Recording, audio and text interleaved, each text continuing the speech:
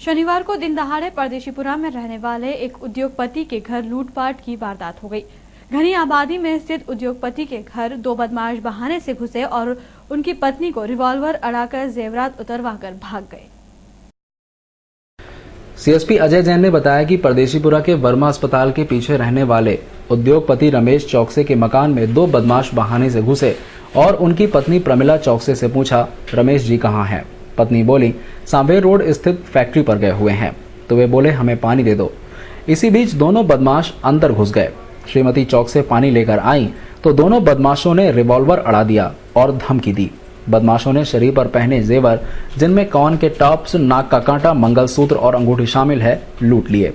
वारदात के बाद बदमाश भाग गए। पुलिस ने महिला की शिकायत पर मामला दर्ज कर बताए गए हुलिये के आधार पर बदमाशों की तलाश शुरू कर दी है। ये रानीपुरा, नया रानीपुरा परदेशीपुरा में 10/5 मकान नंबर है। यहाँ पे महिला है प्रमीला, वाइफ ऑफ रमेश चौकसे। इनके साथ एक लूट की घटना हुई है। बंदूक की नोक पर उनसे गले की चेन, कान का टॉप्स और नाक की बाली अज्ञात दो बदमाशों के द्वारा लूट ली गई। हाँ, पिस्टल बताया मैंने आपको। अब ये बताया मैंने, अब वो बताएंगे कीमत। एक गले का चेन है, एक कान के टॉप्स हैं और नाक की लौंग है। अभी कुछ नहीं है। वहाँ पे पास में है, अब पुलिस उसका इन्वेस्टिगेशन प्रॉपर कर रही है। और पीड़िता प्रमिला चौकसे का कहना था, उन्होंने मेरे दोनों चौबड़े ऐसे चीर दिए और मैं एकदम बेहोश हो गई। मेरे पास कुछ भी नहीं है, मेरे पास कुछ नहीं है, मेरे पास कुछ नहीं है, ऐसा बोल मैं बेहोश होकर गिर गई। कुछ हथियार वगैरह कुछ? हाँ, उनके पास में रिवॉल्वर मेरे को यहाँ अड़ा दिया। तो मैंने कहा मेरे घर में कुछ भी नहीं है, मेरे घर में कुछ नहीं, ऐसे करके मैं बेहोश हो गई। तो वो दोनों के दोनों भागे। तो फिर मैंने आँख खोल के देखा तो भागे। तो मैं उनके पीछे पीछे भाग गई। तो वो इधर जाते हुए फिर मैंने सब मोहल्ले में आवाज लगे। मैंने कहा कि देखो देखो भाग रहे, पकड़ो पकड़ो पकड़ो पकड़ो। ये सब भागे। क्या बोल के आए थे वो अंदर? क्या बोल रहे थे वो? बोल के ये बोल रहे थे कि ना भैया कहाँ गए, हमको भैया का मोबाइल नंबर दीजिए। तो मैंने क्या वो बोले हमने कहाँ से आए? तो बोला हम फैक्ट्री से आए। अच्छा, क्या क्या ले गए आपके पास? मेरे कान के दोनों टॉप्स जंजीर छीन के ले गए, गले का ले गए, नाक के लोंग ले गए और अच्छी मोटी चेन थी पेंडल समेत, वो ले गए, खींच के ले गए। कुछ मुंह पे उन्होंने नकाब वगैरह कुछ ऐसा पहन रखा था? नहीं, कुछ नहीं, सामान्य व्यक्ति थे, बिल्कुल सामान्य थे। सब्जी लेकर लौट रहे एक युवक पर अज्ञात बदमाशों ने चाकू से हमला कर उसे बुरी तरह से घायल कर दिया था। उसे गंभीर हालत में 1 जनवरी को एमवाय अस्पताल में भर्ती किया गया, जहां अल सुबह इलाज के दौरान उसकी मौत हो गई। पुलिस ने अज्ञात हत्यारों के खिलाफ हत्या का मुकदमा दर्ज कर तलाश शुरू कर दी है। विजयनगर थाना प्रभारी शैलेंद्र श्रीवास्तव ने बताया कि 1 जनवरी को शाम 7 बजे पप्पू पिता मदनलाल निवासी मालवीय नगर रिंग रोड से सब्जी लेकर लौट रहा था। इसी दौरान वाईएन शॉप के पास अज्ञात हमलावरों ने पीछे से चाकुओं से वार कर दिया और फरार हो गए। घटना के बाद पप्पू का दोस्त इलाज के लिए एम्बा अस्पताल लेकर गया, जहां इलाज के दौरान उसकी मौत हो गई। पुलिस ने अज्ञात हमलावरों के खिलाफ हत्या का मुकदमा दर्ज कर उनकी तलाश शुरू कर दी है। काम पे गई हुई थी, काम पे से आई तो खाना बना रहे थे। फिर इसके बाद में ये हुआ कि वहाँ पे इसको कुछ मिलने जुलने वालों ने मतलब इसके ऊपर हमला किया था। हमला करने के बाद में घायल अवस्था के अंदर ये वहाँ पे पड़ा हुआ था। 108 एम्बुलेंस इसको लेकर के गई। बच्चा बयान देने की स्थिति के अंदर नहीं था। क्या नाम था? पप्पू पिता मदनलाल घुंघराले, रवि जागृति नगर। ये अपने आता बर्फानी धाम से थोड़े आगे। क्या करता है ये? उसका ये बक्से बनाता था अपने से ऊपर। ये मालूम नहीं पड़ पाया, बच्चे ने बता ही नहीं पाया। हमला करने वाले वहीं के ही लोग हैं, लेकिन उसके अंदर बच्चा नाम नहीं बता पाया, बोलने की स्थिति में नहीं था। आपको भी नहीं पता कौन थे क्या थे? नादाबंद इलाके में एक युवक ने प्रेम प्रसंग के चलते अपनी प्रेमिका के माता पिता पर जानलेवा हमला कर दिया। इस हमले में जहां लड़की की मां गंभीर रूप से घायल हो गई, वहीं पिता की मौत हो गई है। घटना पुलिस थाना चंदन नगर क्षेत्र स्थित नावदा पंथ इलाके की है, जहां रहने वाले रमेश राणे और उनकी पत्नी इंदिराबाई पर जितेंद्र नामक युवक ने शुक्रवार की देर रात हमला किया। इस हमले में रमेश राणे की मौके पर ही मौत हो गई, जबकि उनकी पत्नी इंदिराबाई गंभीर रूप से घायल हैं, जिन्हें इलाज के लिए एम्बा अस्पताल में भर्ती कराया गया है। दरअसल आरोपी जितेंद्र मृतक रमेश राणे की बेटी अंजू से एक तरफा मोहब्बत करता है और रमेश राणे को ये नागवार था। इसी बात को लेकर बीती रात जितेंद्र का मृतक के साथ विवाद हुआ था। बोले मेरे से आज आके मिल, बोले मेरे को यहाँ पे मिलना है, तुझे यहाँ पे लेके चलना, वहाँ पे लेके चलना, ऐसा करता था। मैंने सिम चेंज कर दी थी, तो उसने आज घर पे जाके ऐसे हंगामे करे। तो फिर मेरी दीदी ने बोला, बोले कि जल्दी आ, बोले कि उन जीतू ने ऐसा ऐसा कर दिया। क्या किया क्या उसने? हाँ, पापा को और मम्मी को चाकू मार दिया। अच्छा, तो तुमसे क्या प्रेम करता है? मेरा तो उसके से कुछ ये लफड़ा ही नहीं है, मम्मी अच्छी तरीके से जानती है। अच्छा, ये जीतू है कौन, ये क्या करता है? ये भैया के सिक्योरिटी गार्ड था पहले। काय के लिए भगा दिया इसे वहाँ से? पता नहीं क्यों भगा दिया था। कितना समय वहाँ पकाए? कोई नहीं, वहाँ पे नौकरी खत्म हो गई थी, चले गया था वो। आज तुम कहाँ पे थी? मैं मेरे जीजा के घर पे थी। मम्मी पापा को मालूम था कि जीतू तुम्हें परेशान कर रहा है? कोई नहीं, मैंने मम्मी पापा को बोल दिया था ना कि परेशान करते हैं, मेरे को सिम दे दो। तो बोले हाँ ले, नई सिम ले ले। मम्मी पापा ने मुझे नई सिम दिलाई थी। अच्छा, उसने तुम्हें भी कहा था ऐसा कुछ कि नहीं आओगे तुम्हें भी मारूंगा यार? नहीं, ऐसे वैसा नहीं, अभी धमकी दे रहा है। क्या बोले अब तेरे मम्मी पापा को तो मैंने मार डाला, बोले तू भी बचने वाली नहीं, तेरे टुकड़े करूंगा। कहाँ पर है? बोलता बोले मैं इंदौर में हूँ, और फिर बोलता नावदा पंथ में, और फिर बोलता मैं भोपाल में हूँ। क्या नाम है तुम्हारा? मेरा नाम अंजू राणे है। तुम्हारे पिताजी का नाम? जबकि पुलिस ने अपनी प्रारंभिक जांच में जितेंद्र और मृतक के बीच पुरानी रंजिश होना बताया है। झगड़ा हो गया है, तो ज्ञात हुआ कि उनके पहले जो नौकर काम करता था जितेंद्र, पिता जितेंद्र रघुवंशी कोई रहने वाला है, वहाँ पे पहले काम करता था। उसने गार्ड की नौकरी पहले वो करता था, उसके बाद इनको रख लिया था रमेश को। इस बात पे दोनों में दुश्मनी हो गई थी। आज उसी बात पे झगड़ा हुआ और उसने वहाँ जाके उनको मार दिया है, ये सूचना। उसकी पत्नी घायल है, वो उनको एमवाई किया गया, बॉडी को जिला अस्पताल रखा गया। हम फर्दर कार्रवाई कर रहे हैं। पुलिस से जुड़े सूत्र बताते हैं कि पुलिस ने देर रात आरोपी को हिरासत में ले लिया है, पर मीडिया के सामने नहीं लाया गया। धार रोड स्थित नावदा पंथ के पास एक फार्म हाउस में रमेश नामक चौकीदार की हत्या उसके ही बेटी के प्रेमी ने कर दी, और प्रेमी फरार होने की कोशिश कर रहा था, पर उसे धर दबोचा गया। एसपी पश्चिम अनिल कुशवाहा के अनुसार रमेश नामक एक चौकीदार की पुत्री अंजू के प्रेम संबंध पुराने चौकीदार जितेंद्र नामक युवक से थे। जितेंद्र अंजू को रोजाना फोन कर घूमने जाने के लिए दबाव बना रहा था। इसके चलते अंजू ने अपना मोबाइल बंद कर दिया।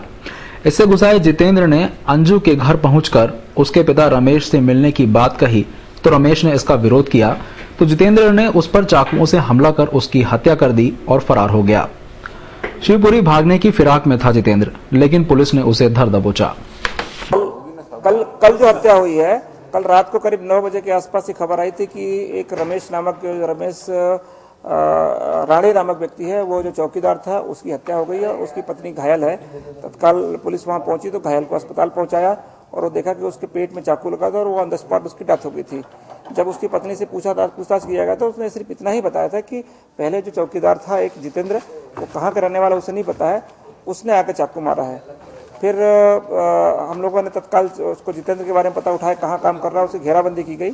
तो वो एक ब्रिज के पास जो है हमारी टीम ने उसको पकड़ लिया, और पूछताछ पर उसने ये बताया है कि जो वो बताता है कि हमारा मोबाइल उसको दिया था उसने 6-7 हज़ार में, और उसकी वजह से वो नहीं दे रहे थे, इसलिए उसने हत्या की। पर ये बात गले इसलिए नहीं उतर रही है कि सिर्फ 6-7 हज़ार रुपये के लिए कोई हत्या नहीं करेगा। जहाँ तक कुछ जानकारी ऐसी मिली कि उसकी बेटी से भी उसको रिश्ते थे, तो हो सकता है कि संभावना इस बात की भी है कि शादी के लिए वो प्रेशर बना रहा हो और उसमें परिवारजन उसको तैयार नहीं हो रहे हो, तो उसकी वजह से वो उनकी हत्या कर दिया है, ऐसी आशंका अपनी तो है। वो आरोपी अपनी हिरासत में है इस समय। एक तरफा प्रेम पसंद करना सर मामला, या क्या अभी तक की बात नहीं, इसके आरोपी ने इस बात को स्वीकार है कि एक तरफा नहीं था, 2 तरफा था। आरोपी का कहना है, इस बात को तो स्वीकार किया, लेकिन अभी तस्दीक कर रहे हैं, क्लियर कर रहे हैं। और उसकी चूंकि वाइफ जो है ज्यादा बोलने की स्थिति में नहीं थी, तो आज और बयान लेकर क्लियर करेंगे जो घायल है कि एक्चुअल स्थिति क्या है। नवलखा इलाके से एक बदमाश को गिरफ्तार किया गया है। पुलिस ने उससे एक पिस्टल भी बरामद की है। मामला पुलिस थाना संयोगितागंज का है। मुखबिर से मिली सूचना पर पुलिस ने आजाद नगर में रहने वाले गुलरेज नामक बदमाश को नवलखा बस स्टैंड इलाके में घेराबंदी कर गिरफ्तार किया। बदमाश की तलाशी के दौरान एक पिस्टल बरामद की गई है, जो अवैध रूप से लेकर घूम रहा था। सूचना मिली कि एक लड़का नवलखा बस स्टैंड में धारीवाल ट्रेवल्स के सामने देसी कट्टा लिए हुए हैं। सूचना की पे तस्दीक करने के लिए फिर हम रवाना हुए। वहाँ पे हमने एक लड़के को पकड़ा जो मुखबिर ने बताया था, उसके आधार पे उस लड़के को पकड़ा, और उसका नाम है गुलरेज पिता कय्यूम मुसलमान निवासी आजाद नगर। शनिवार को फिर एक 10वीं के 15 वर्षीय छात्र ने अज्ञात कारणों के चलते फांसी लगा ली। वहीं जूनी इंदौर में रहने वाली 21 वर्षीय युवती ने गले की बीमारी से परेशान होकर जहरीली वस्तु खाकर आत्महत्या कर ली। वहीं विजयनगर क्षेत्र में एक युवती को गंभीर हालत में एमवाय अस्पताल में भर्ती किया गया, जहां वह जिंदगी और मौत के बीच झूल रही है। कैलोद में रहने वाले 15 वर्षीय नितिन बाकोरे नामक 10वीं कक्षा के छात्र ने अज्ञात कारणों के चलते अपने ही घर में फांसी लगा ली। परिजन उसे तुरंत एमवाय अस्पताल लेकर गए, जहां डॉक्टरों ने उसे मृत घोषित कर दिया। छात्र ने फांसी क्यों लगाई, इसका खुलासा नहीं हो पाया है। परिजनों का कहना था, सर देखो, हम तो 8 बजे काम पे से निकल जाते हैं।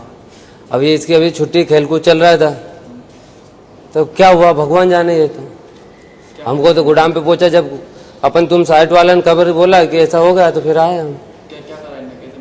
जूनी इंदौर थाना क्षेत्र में रहने वाली 21 वर्षीय नीलम पिता मुकेश चौहान 6 साल से कॉल सेंटर में काम करने के दौरान गले की बीमारी से ग्रस्त होने पर उसने 2 माह पहले नौकरी छोड़ दी। बीती रात नीलम ने घर में ही कोई जहरीली वस्तु खा ली। उसकी तबीयत खराब होने पर उसे परिजन अस्पताल लेकर गए, लेकिन इलाज के दौरान उसकी मौत हो गई। उसके पिता का कहना था, मैं थोड़ा ठंडा ही रहेगी तो नॉर्मल हो गई। उसके बाद वो उसको खड़खड़ गले में दिक्कत थी, उसको कॉल सेंटर वगैरह में थी तो दिक्कत होती थी, इसलिए रिजाइन भी दे दिया था वहाँ से कॉल सेंटर से। आज कुछ भी नहीं, सुबह का था, होश ही नहीं था उसको। इसी तरह विजयनगर थाना क्षेत्र के बर्फानी धाम में रहने वाली अंजू पिता प्रेमचंद साहू को गंभीर हालत में एमवाय अस्पताल में भर्ती कराया गया। अंजू खाना बनाते समय अचानक गिर पड़ी और बेहोश हो गई थी। फिलहाल अस्पताल में जिंदगी और मौत के बीच झूल रही है। पड़ोस में रहने वाली संगीता का कहना था, मैं तो नहीं पता है, तो मतलब क्या हो गया एकदम? बस कुछ नहीं, बोल रही थी खाना बनाने जा रही, इतने में उन्होंने कुछ खा लिया। हाँ, क्यों खाया? अब ये तो नहीं पता क्या खाया। अंजू साहू। क्या करती है? घर का काम ही करती है। तो पढ़ाई हाँ करती पढ़ाई। राजेनगर पुलिस ने पेट्रोल पंप को लूटने की योजना बना रहे 10 बदमाशों में से 6 बदमाशों को गिरफ्तार कर उनके पास से देशी कट्टा, एयरगन और चाकू बरामद किए हैं। आरोपियों ने अमितेश नगर में रहने वाले एक डॉक्टर के घर वारदात करना कबूल किया है। वहीं फरार बदमाशों को पकड़ने के लिए पुलिस ने टीमें भेज दी है। शनिवार की दोपहर को पुलिस कंट्रोल रूम में पत्रकारों से चर्चा करते हुए डीआईजी राकेश गुप्ता, एसपी पश्चिम अनिल कुशवाहा ने बताया कि 3 और 4 जनवरी की रात करीब 11:30 बजे के आसपास राजेंद्र नगर पुलिस को मुखबिर से सूचना मिली थी कि बाईपास न्यूयॉर्क सिटी के पास खेत में छुपकर कुछ बदमाश बैठे हैं, जो पास के ही भारत पेट्रोल पंप को लूटने की योजना बना रहे हैं। इस पर थाना प्रभारी कमलेश शर्मा के नेतृत्व में 2 टीमें बनाकर दबिश दी गई, जहां खेत में छिपे 10 बदमाशों में से 6 बदमाश पातलिया उर्फ स्वरूप, ठाकरिया उर्फ ठाकुर, स्वरूप सिंह, हिम्मत सिंह और भूरा को पकड़ा गया। मौके का फायदा उठाकर मगन सिंह, हीरा सिंह, सुमेर सिंह और मेहताब सिंह फरार हो गए, जिन्हें पकड़ने के लिए पुलिस टीम रवाना हो गई है। बदमाशों के पास से पुलिस को देशी कट्टा, एयरगन और चाकू बरामद किया गया है। आरोपियों ने पूछताछ में बताया कि अमितेश नगर में रहने वाले डॉक्टर के घर 25 करोड़ रुपए मिलने के आस में डकैती डाली गई थी, लेकिन वहां से केवल मोबाइल मिला था। डॉक्टर के घर करोड़ों रुपए मिलने की खबर इन्हें ड्राइवर, कंडक्टर, उनके साथियों ने दी थी। वहीं आरोपियों ने दूधिया में चोरी करना स्वीकार किया है। पुलिस फिलहाल आरोपियों से पूछताछ कर रही है। डकैती डालने वाले एक गिरोह को पकड़ने में एक महत्वपूर्ण सफलता इंदौर पुलिस ने हासिल की है। ये कल रात भारत पेट्रोल पंप में लूट की योजना बनाते हुए ऐसी मुखबिर से खबर मिली थी कि पेट्रोल पंप में कुछ लोग ऐसे बैठे हैं जो लूट कर सकते हैं, संदिग्ध टाइप के लोग हैं, और इस सूचना पर तुरंत घेराबंदी की गई और देर रात इनको पकड़ा गया। तो जब टीम हमारी पहुंची तो उन्हें लगा कि करीब 10 आदमी वहाँ हैं। इन 10 लोगों की जब घेराबंदी की गई तो 10 में से 6 लोगों को इसमें गिरफ्तार किया गया। इस घटना में अभी तक 6 लोगों को हमने पकड़ लिया गया है।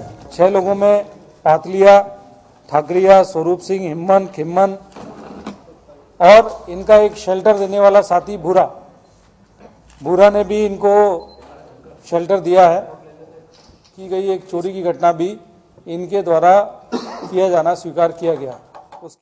एक तरफा प्रेम प्रसंग के मामले में प्रेमी के परिजनों की बेरुखी से दुखी लड़की ने प्रेमी के घर अपने हाथ की नस काटकर खुदकुशी करने की नाकाम कोशिश की। घायल लड़की को लड़के के परिजन गंभीर हालत में इलाज के लिए एमवाय अस्पताल ले गए। घटना इंदौर के राव इलाके की है, जहां एक अनजान लड़की सुमन बाई के घर पहुंची और उसने सुमन बाई के लड़के से मिलने की जिद की, लेकिन सुमन बाई ने उसे अपने लड़के से नहीं मिलने दिया। इसी बात से दुखी होकर लड़की ने अपने हाथ की नस काटकर खुदकुशी करने की नाकाम कोशिश की। लड़की को गंभीर घायल अवस्था में इलाज के लिए सुमन बाई खुद ही एमवाय अस्पताल लेकर पहुंची। दरअसल ये लड़की सुमन बाई के लड़के राजेश को पसंद करती है और एक तरफा प्रेम भी करती है। सुमन बाई कल की विवाह से मैंने इसको 2 बात सुनाई थी कि मेरे लड़के का पीछा छोड़ दे, इसका पीछे मत रहे, मतलब क्या। तो फिर कल इसने बोले कि मैं इसको पहचानती नहीं, तुम्हारा लड़का को नहीं पहचानती। तो मैंने ठीक है, नहीं पहचानती है तो मन कहेगी। फिर इसने दादा को बुला लिया एक को, तो ये दादा की गाड़ी पे बैठ के चले गई। दादा की गाड़ी पे बैठ के चले गई। ये 9 बजे तक फिर इनको मेरे गेट पे छोड़ने को आया। मन कही कि यहाँ से आप लेके जाओ, यहाँ से मेरे गेट पे मत छोड़ो, मन कही कि क्या। फिर ये सुबह आई, आपका लड़का का नाम पता बता दो। मन कही कि मेरा लड़का यहाँ पे नहीं रहता है, मन कही कि मेरा लड़का यहाँ पे नहीं रहता है, मन कही कि क्या। तो बोले फिर वो वापस 3 बजे के बाद में आज फिर चले गई, मतलब वो लोग उनके साथ में क्या। फिर वो अभी लेके आया तो बोले कि यही मेरे को छोड़ने जाएगा। तो मन कहे कि ये क्यों छोड़ने को जाएगा, तू दिन भर की बाहर है, ये नहीं जाएगा छोड़ने को, तू इनके साथ ही जा। तो इतनी देर में इसने कहीं मालूम नहीं, इसके हाथ में ब्लेड थी तो इसने ब्लेड मार ली। तो इसका कारण मन कहे कि चलो लेडीज है तो इसको हम हॉस्पिटल में ले चलते हैं। इंदौर के बहुचर्चित भूमाफिया बॉबी छाबड़ा पर लगे ज्यादती के आरोप में गिरफ्तारी का शिकंजा कसता दिखाई दे रहा है। शुक्रवार की देर रात भोपाल के महिला थाने से मामले की जांच करने वाला एक विशेष पुलिस दल इंदौर आया और पीड़ित लड़की के घर जाकर जांच को अंजाम दिया। इंदौर के जमीनी सौदागर और भूमाफिया की सूची में सबसे पहले नंबर के आरोपी बॉबी छाबड़ा की मुश्किलें कम होती नजर नहीं आ रही। कुछ दिनों पहले ही एक लड़की द्वारा उससे ज्यादती करने के आरोपों से घिरा बॉबी छाबड़ा इंदौर से फरार हो गया है। पुलिस उसकी तलाश में जगह जगह दबिश दे रही है, पर अब तक सारी कोशिशें नाकाम रही हैं। इसी मामले में भोपाल से बीती रात एक महिला पुलिस दल इंदौर आया और पीड़ित लड़की के घर पहुंचा, लेकिन उन्हें कल्पना नहीं मिली। तो जांच करवाई तो आगे बढ़ते हुए कल्पना के माता पिता ने बयान दर्ज करवा दिए हैं। जांच दल की अधिकारी उर्मिला यादव ने बताया कि वे कल्पना के लिए कल भोपाल में कोर्ट में हाजिर होने का नोटिस लेकर आई थी, पर कल्पना उन्हें नहीं मिली है, इसलिए उसके माता पिता के बयान ही हो पाए हैं। यदि बॉबी छाबड़ा इस दौरान उन्हें मिलता है तो वे उसे गिरफ्तार करेंगे। देश से भ्रष्टाचार मिटाना है तो संसद में विधेयक लाने की आवश्यकता नहीं है। बिना विधेयक संसद में पेश किए ही भ्रष्टाचार खत्म किया जा सकता है, ये कहना है अभिभाषक सोहनलाल नागर का। सुगनी देवी जमीन मामले में विधायक रमेश मेंदोला और मंत्री कैलाश विजयवर्गीय पर गंभीर आरोप लगाने वाले अभिभाषक सोहनलाल नागर ने बताया कि भारतीय संविधान के अनुच्छेद 105 में संसद सदस्य, प्रधानमंत्री तथा उनके मंत्रिमंडल के सदस्यों पर व अनुच्छेद 194 में संशोधन कर मुख्यमंत्री, मंत्रिमंडल व विधानसभा सदस्यों पर अभियोजन कार्रवाई की जा सकती है। साथ ही भ्रष्टाचार अधिनियम 1988 की धारा 19 में संशोधन होना चाहिए, जिसके बिना शासकीय अनुमति के शासकीय कर्मचारियों पर अभियोजन चलाया जा सके। भ्रष्टाचार निवारण अधिनियम 1988 में संशोधन जरा सा करना है, नो प्रीवियस सैंक्शन, कोई जरूरत नहीं, विदाउट सैंक्शन कर दे तो हर आदमी पासिफिकेशन होएगा, संसद सदस्य भी आ जाएगा, विधायक भी आ जाएगा, पार्षद भी आ जाएगा, सारे अधिकारी इसमें कवर होते हैं। अब लोकपाल विधेयक में तो टाइम लगेगा, उसके बाद अभी राष्ट्रपति से मंजूरी हुई है, उसको इम्प्लीमेंट होने में और आगे समय लगेगा। इसमें तो कोई समय की जरूरत नहीं, इसमें तो पार्लियामेंट बुलाने की भी जरूरत नहीं, संशोधन कोर्ट लॉ डिपार्टमेंट ही संशोधन कर सकता है। विधानसभा में स्टेट गवर्नमेंट धारा 197 में स्टेट अमेंडमेंट कर सकती है, केंद्र सरकार 19 भ्रष्टाचार अधिनियम में और स्टेट गवर्नमेंट में संशोधन करती है कि विदाउट सैंक्शन। जब विदाउट सैंक्शन आ गए तो हर कर्मचारी उसमें आ गए। भ्रष्टाचार निवारण अधिनियम 1988 में संशोधन के लिए अभिभाषक नागर ने सोनिया गांधी, राहुल गांधी और कपिल सिब्बल को पत्र लिखा है। देश के अलग अलग राज्यों में घटिया कोल की सप्लाई करने के मामले में इंदौर के भाटिया इंटरनेशनल का नाम एक बार फिर सुर्खियों में है। पूर्व में भी एक बार भाटिया ग्रुप का नाम कोल सप्लाई करने के नाम पर घोटाले को लेकर सामने आ चुका है और इस दौरान भी सीबीआई ने काफी पूछताछ की थी। कल एक बार फिर देश के अलग अलग राज्यों में घटिया कोल के संबंध में सीबीआई ने छापेमारी की कार्रवाई की थी और उसी क्रम में इंदौर के भाटिया ग्रुप पर पूछताछ की कार्रवाई की, जिसमें उन्होंने संस्था के सभी कंप्यूटर और दस्तावेजों की जांच की। संस्था के अधिकारियों से जब की तो उन्होंने बताया कि सीबीआई की टीम के तकरीबन 10 से 12 अधिकारी कल यहां आए थे और उन्होंने कुछ दस्तावेजों की लिस्ट कंपनी को दी थी और साथ ही कुछ कंप्यूटर की जांच भी की है। अधिकारियों ने बताया कि कंपनी ने सीबीआई के साथ पूर्ण सहयोग किया है और सीबीआई तमाम दस्तावेजों की जांच कर वहां से चली गई थी। सीबीआई ने कंपनी से फाइनेंशियल और ट्रेड संबंधी भी कागजात की अच्छे से जांच की।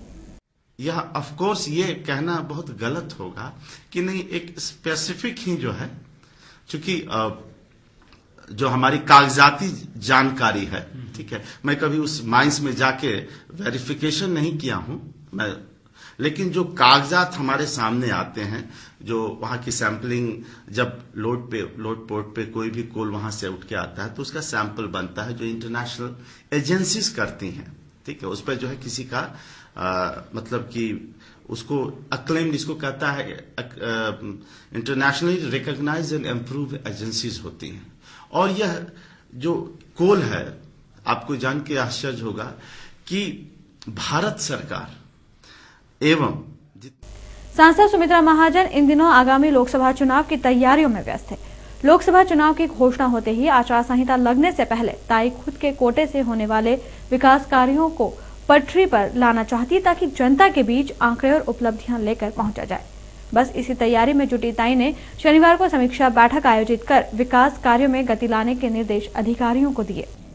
सांसद सुमित्रा महाजन ने शनिवार को ग्रामीण क्षेत्रों के विधायकों, जनप्रतिनिधियों सहित शासकीय विभागों के अधिकारियों के साथ आवश्यक बैठक रेसिडेंसी कोठी पर ली। बैठक के बाद सांसद सुमित्रा महाजन ने मीडिया से चर्चा में बताया कि यह सामान्य समीक्षा बैठक थी जो वह हर 4 महीने में अधिकारियों और जनप्रतिनिधियों के साथ करती हैं। बैठक में प्रधानमंत्री सड़क योजना और मुख्यमंत्री सड़क योजना के अलावा ग्रामीण क्षेत्रों में चल रहे और शुरू होने वाले कार्यों की गति के बारे में जाना और उस पर संतुष्टि जताई। तो आज ये सभी सड़कों की जो हमेशा जो समीक्षा होती है वैसी समीक्षा बैठक थी। कई बार ऐसा होता है कि प्रधानमंत्री सड़क योजना में जब बनाते हैं, डीपीआर बनाते हैं, उसमें जो नियम के अनुसार आया है कि भाई पंचायत तक या गांव के अंदर तक, कई स्कूल तक भी उसका ये बनाना चाहिए, कुछ हिस्सा छूट जाता है, कई गांव वालों का कुछ कहना भी होता है, कई ठीक नहीं बनी, कई ब्रिज के अप्रोचेस नहीं बने, ऐसी कई सारी बातें रहती है। प्रदेश सरकार की 100 दिनी कार्य योजना में योजना बनाने के पूर्व जनप्रतिनिधियों को शामिल किए जाने की बात भी ताई ने कही ताकि शहर में सुव्यवस्थित विकास हो सके। कई विसंगतियों के बावजूद पूरे बन चुके बीआरटीएस को सुधारने की जरूरत भी ताई ने बताई। सुझाव भी दिए थे और आज ही कुछ मेरे कलेक्टर से भी बात हो गई कि आप जो भी करते हो उसमें जनप्रतिनिधियों के साथ भी चर्चा, अपने अपने आप मीटिंगें करते हो नहीं हो। और बीआरटीएस में अब तो हमारे आईडीए के भी हमारे अध्यक्ष आए हैं, उनसे भी मेरी बात हो गई और मैंने उनको कहा पहले आप पूरी बात समझ लो और फिर हमारे साथ बैठो कि इसमें क्या सुधार किए जा सकते। अब तो हम सुधार की ही बात कर सकते हैं क्योंकि बना तो दिया उन्होंने। जब शुरू से हमारा कुछ विरोध था, कुछ ही बातें थी, फिर भी हमने मदद ही करी है बीआरटीएस को। जहाँ जहाँ तकलीफ आ रही थी, आपने भी देखा होगा, मैं खुद गई थी और करने में कि इंदौर की जनता को तकलीफ नहीं आ रही है, इतनी मदद करी थी। अब इसमें क्या सुधार करना वो देखेंगे हमारे शंकर ललवानी जी और बाकी। ताई के साथ बैठक में जिला भाजपा के ग्रामीण अध्यक्ष रवि रावलिया, विधायक राजेश सोनकर सहित अन्य जनप्रतिनिधि और अधिकारी मौजूद थे। विधायक मनोज पटेल जगन्नाथपुरी में होने की वजह से बैठक में शामिल नहीं हो पाए। अगले 100 दिन, 1 साल और 5 साल में शिक्षा के स्तर को राष्ट्रीय और अंतर्राष्ट्रीय स्तर तक पहुंचाने की योजना सरकार ने तय कर ली है। व्यापम फर्जीवाड़े में अधिकारी हो या नेता, किसी को भी बख्शा नहीं जाएगा। फर्जीवाड़े की निष्पक्ष जांच होगी और किसी को भी नहीं छोड़ा जाएगा। कानून से कोई भाग नहीं सकता। यह बात मीडिया से चर्चा के दौरान उच्च शिक्षा मंत्री उमाशंकर गुप्ता ने कही। शिवराज की दूसरी पारी में गृह मंत्री रहे और अब डिमोशन पाकर शिक्षा मंत्री बने भोपाल के विधायक उमाशंकर गुप्ता एक निजी कार्यक्रम में शामिल होने इंदौर पहुंचे। रेसिडेंसी कोठी पर पत्रकारों से चर्चा में उमाशंकर गुप्ता ने अपने विभाग की 100 दिनी योजना के बारे में विस्तार से बताया। व्यापम में हुए फर्जीवाड़े पर गुप्ता ने कहा कि इस फर्जीवाड़े में शामिल कोई भी आदमी कानून से बचेगा नहीं। पूरे मामले की निष्पक्ष जांच होगी। व्यापम की कार्यप्रणाली में पारदर्शिता लाई जाएगी। फर्जीवाड़े से आहत होकर अनशन कर रहे छात्रों की मांगों पर छात्रहित में निर्णय लिया जाएगा। साथ ही सभी विश्वविद्यालयों को बेहतर बनाया जाएगा। रोजगार उन्मुखी शिक्षा हो, विशेषकर तकनीकी शिक्षा, इस पर विशेष ध्यान इस बार हम लोग दे रहे हैं। हमारा एक लक्ष्य है कि 5 साल में करीब 8-10 लाख नौजवानों को रोजगार करने लायक बना सकें हम, और इसलिए हर ब्लॉक में स्किल डेवलपमेंट सेंटर्स सुनिश्चित कर रहे हैं। हर जिले में ITI की कैपेसिटी, पॉलिटेक्निक की जो क्षमता 20,000 उसको ले जाकर 50,000 तक की करने की योजना है। इस दृष्टि से वो काम करेंगे इस विभाग में। तकनीकी शिक्षा के जो संस्थान है उनसे बाहर के जो काफी जाने माने संस्थान है उनसे कोई चर्चा करनी है, कोई कॉलेज डेफिनेटली करेंगे, और अंतर्राष्ट्रीय स्तर के भी और राष्ट्रीय स्तर के भी। और हम अभी हमारे जब पॉलिटेक्निक वगैरह खोलते हैं जनरली तो 400-500 की कैपेसिटी होता है, लेकिन हमने तय किया कि 10,000 की कैपेसिटी के मध्य प्रदेश में 2 संस्थान हम और खोलेंगे, ताकि काफ़ी लोगों को हम उसमें एकोमोडेट कर सकें, और उसमें प्राइवेट पार्टनरशिप और इस प्रकार के ख्याति प्राप्त संस्थानों का सहयोग हम लेंगे। इंदौर को शिक्षा का हब माना जाता है, तो इसको लेकर के कोई इंदौर में कोई आने वाले समय में कोई बड़ी योजना? हम ये हमारे इंदौर या भोपाल में भी जैसे काफ़ी अब इस समय 112 इंजीनियरिंग कॉलेज हो गए हैं, यहाँ के लोगों के साथ बैठेंगे, और ये भी हम सोच रहे हैं कि एक विशिष्टता प्राप्त हो ना। इंदौर किसी एक मामले में विशिष्टता ले ले, 2 में ले ले, ऐसे ही भोपाल। और यूनिवर्सिटीज में भी हम 2-2 पाठ्यक्रम तय कर रहे हैं जिसमें उनकी विशिष्टता हो, बाकी पाठ्यक्रम साथ में चलेंगे। तो इस हिसाब से भी प्राइवेट जो हमारे लोग हैं इस क्षेत्र में, उनके साथ भी सहयोग करके, उनसे ही बातचीत करके, शिक्षाविद और इस क्षेत्र के अनुभवी लोग हैं उनके साथ भी जगह जगह चर्चा करके, और उसमें से कैसे और बेहतर कर सकते हैं, ये कोशिश हमारी होगी। व्यापम के मामले में यूपीए की दूसरी पारी में अंतिम प्रेस कॉन्फ्रेंस लेने के बाद प्रधानमंत्री मनमोहन सिंह विपक्षियों के निशाने पर है। प्रेस कॉन्फ्रेंस में दिए बयान और पत्रकारों के सवालों के जवाब पर मनमोहन जो भी बोले वो विपक्षियों को नहीं भाया।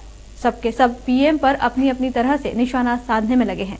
इंदौरी नेताओं में सांसद सुमित्रा महाजन ने जहां मनमोहन सिंह को थका हुआ बताया, वहीं मंत्री कैलाश विजयवर्गीय प्रधानमंत्री को बेचारा बोल गए। प्रधानमंत्री मनमोहन सिंह की शुक्रवार को हुई पत्रकार वार्ता के कई मतलब निकाले जा रहे थे। यहां तक कि उनके इस्तीफे की अटकलें भी तेज हो चली थी, लेकिन प्रेस कॉन्फ्रेंस में पीएम ने अपने इस्तीफे की घोषणा नहीं की। हालांकि पार्टी की विचारधारा, सरकार की उपलब्धियां और नाकामियों के दर्द के साथ साथ पीएम ने विपक्षियों और मोदी पर निशाना भी साधा। बस यही बात विपक्षियों को, खासकर भाजपाइयों को जमकर चुभ गई और वे तुरंत प्रधानमंत्री के बयानों पर अपनी तीखी प्रतिक्रिया देने लग गए। तीखे और विवादास्पद बयान देकर चर्चा में बने रहने वाले नगरीय प्रशासन मंत्री कैलाश विजयवर्गीय ने प्रधानमंत्री पर निशाना साधते हुए उन्हें बेचारा बता डाला। पीएम के बयानों पर प्रतिक्रिया देते हुए कैलाश विजयवर्गीय ने कहा, मनमोहन सिंह ने जो कुछ भी कहा वो उनसे बुलवाया गया। राहुल की तारीफ और मोदी पर निशाना पीएम ने कांग्रेस के कहने पर लगाया। पीएम के बयानों से ऐसा लगता है कि मानो प्रधानमंत्री की कनपट्टी पर बंदूक रखकर यह बयान दिलवाया गया हो। कैलाश ने दिल्ली की आम आदमी पार्टी की तुलना ताश के पत्तों की तरह करते हुए कहा कि यह सरकार कभी भी गिर जाएगी।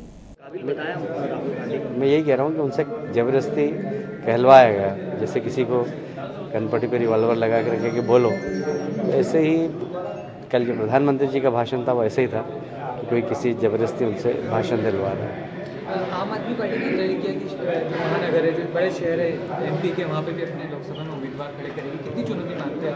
बुद्धिजीवी वर्ग में कितनी? ताश का महल बहुत जल्दी बन जाता है, बहुत बड़ा बन जाता है, पर कभी भी भर भरा कर गिर सकता है। आखिर वो केजरीवाल ने भी, मुख्यमंत्री जी ने कहा है कि वे अधिकारी जिनके ऊपर भ्रष्टाचार के आरोप फील्ड में नहीं रहे, हम उस प्रकार के अधिकारियों की सूची बना रहे हैं और ऐसे अधिकारियों को फील्ड में नहीं रखी। सर डेपुटेशन पे जो आए उनको क्या मूल विभाग में वापस भेजेंगे? यदि किसके भी उसका चैत्रावली देखेंगे, यदि उसमें गड़बड़ पाई गई तो उसको फील्ड का काम मिलेगा। वहीं इंदौर की सांसद सुमित्रा महाजन ने भी प्रधानमंत्री मनमोहन सिंह को थका हुआ बता दिया। पीएम के बयान पर ताई ने कहा कि प्रधानमंत्री ने खुद 10 सालों में क्या किया जो वो मोदी पर उंगली उठा रहे हैं। मोदी के आने से देश का कोई विनाश नहीं होगा। महंगाई, भ्रष्टाचार, घोटाले और देश की आंतरिक और बाहरी सुरक्षा के साथ साथ पीएम और सरकार हर मोर्चे पर असफल रही है। ताई ने राहुल को भी निर्णय लेने में अक्षम नेता बताया। करना चाहिए कि दूसरे की तरफ उंगली दिखाने के पहले मैंने 10 साल में क्या किया, मैंने 10 साल में देश को कहां ला करके खड़ा कर दिया। आज हम देखेंगे तो देश में आंतरिक सुरक्षा को भी खतरा है। आज हम देखेंगे बाहर के देशों से भी हमारे संबंध कोई बहुत अच्छे नहीं है और हमारे नौजवानों के सिर काट के लिए जा रहे हैं, तो सीमा पर भी हमारे लिए खतरा बरकरार है। हमारे यहाँ के अधिकारी दूसरे देशों में अपमानित हो रहे हैं, यह हमारी स्थिति है। महंगाई ऐसी बढ़ रही है कि सामान्य से सामान्य मनुष्य का जीना कठिन होता जा रहा है। उसमें इनकी जो बीपीएल की जो बातें चल रही है कि किसको बाने बिलो पॉवर्टी लाइन, इसमें भी वो लोगों का मजाक कर रहे हैं। और देश में एक अनिर्णय की स्थिति पे प्रधानमंत्री निर्णय लेने में सक्षम ही नहीं है, ये भाव गया है। मनमोहन सिंह जी जब तक प्रधानमंत्री है तब तक ये भाव जा रहा है। मुझे लगता है एक आत्मनिरीक्षण करना चाहिए। रही बात कल नरेंद्र मोदी जी आए तो क्या विनाश होगा क्या नहीं, हिंदुस्तान की जनता अच्छी तरीके से जानती है कि प्रधानमंत्री कौन होना चाहिए, कैसे होना चाहिए, तो इसका निर्णय तो जनता पे छोड़ देना चाहिए, जनता करेगी। लगता है कहीं ना कहीं कांग्रेस की जो कहीं ना कहीं दबाव, क्या मनमोहन सिंह जी उनके दबाव में हमेशा ही काम कर रहे हैं। हम तो कहते हैं कि तो आप स्वतंत्र रूप से कुछ प्रधानमंत्री के रूप में कभी दिखे तो सही, ऐसे कभी दिखते ही नहीं है। एक जो सलाहकार समिति उच्च बना करके रखी थी जिसकी मैडम हमारी अध्यक्ष है, तो ऐसा लगता है कि हर निर्णय यहाँ से आता है। आपने देखा होगा कि कांग्रेस पार्टी का राष्ट्रीय उपाध्यक्ष कोई नियम कानून बनने के बाद जाता है राष्ट्रपति के पास, उसके बाद बोलता है कि इसको कचरे की टोकरी में डालो, तो उसके पहले क्या कर रहे हैं और तुरंत वो बात बदल भी जाती है। अच्छा है, लेकिन उसी से सब साबित होता है प्रधानमंत्री जी कभी मुंह खोलते ही नहीं है। लोकसभा में हमने देखा कितना भी कुछ हो वो इतने चुप रहते हैं कि जब तक उनको पीछे से या साइड से नहीं बोला, क्योंकि साइड में माननीय सोनिया जी बैठती है, पीछे से राहुल जी है, तो ऐसा कोई नहीं होता तब तक मुंह ही नहीं खोलते। तो ये तो 10 साल का हमारा अनुभव है कि वो बोलते ही नहीं है। अब ये जाते जाते बोल गए हैं कि मैं थक गया हूँ एक प्रकार से, नहीं मुझे ऐसा ये डोला है, तो ठीक बात है, लेकिन दूसरे के लिए बोलने के बजाय वो अपना आत्मनिरीक्षण। बहरहाल प्रधानमंत्री तो अपने राजनीतिक करियर के अंतिम दौर में है और चुनाव नजदीक है। ऐसे में सारे विपक्षी दलों और नेताओं के निशाने पर सिर्फ 3 ही लोग हैं। पहले राहुल गांधी, दूसरी सोनिया गांधी, प्रधानमंत्री। खास तौर पर भाजपा के निशाने पर तो यह तीनों ही हैं, क्योंकि अटल बिहारी वाजपेयी के बाद अब भाजपा मोदी को देश के प्रधानमंत्री के रूप में देखना चाहते हैं।